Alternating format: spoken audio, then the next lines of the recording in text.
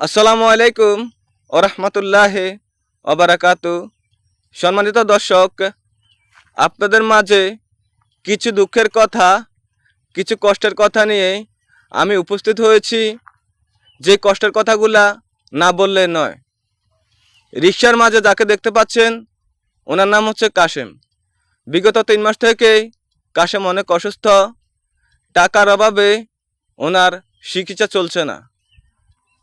আপনারা সবাই যদি একটু সহযোগিতার হাত বাড়ান, তাহলে হয়তো কাশেমের চিকিৎসা চলবে এবং কি আল্লাহ রহমতে কাশেম সুস্থও হতে পারে। তার সংসারে আছে বউ বাচ্চা নিয়ে 4 জন। তারা না খেয়ে অনেক কষ্টে দিন কাটাচ্ছেন। কারণ হচ্ছে কাশেমের কোনো ইনকাম নাই। সে আগে রিক্সা চালাইতো, তো হচ্ছে অসুস্থ হয়ে যাওয়ার পর থেকে আর রিক্সা চালাতে পারছে না। অনেক কষ্টে তাদের সংসার চলতেছে।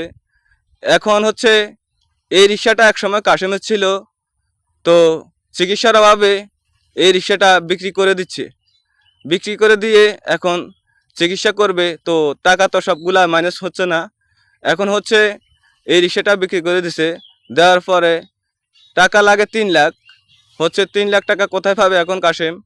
আপনারা সবাই যদি একটু সহযোগিতার হাত বাড়ান, হয়তো কাশেমের চিকিৎসা হবে এবং 3 লাখ টাকাও ইনশাল্লাহ হয়ে যাবে। আপনারা একটু এগিয়ে আসলে, তাহলে তার চিকিৎসা হয়ে গেলে আল্লাহর রহমতে উনি সুস্থ হয়ে যাবেন ইনশাল্লাহ, ইনশাল্লাহ, ইনশাল্লাহ।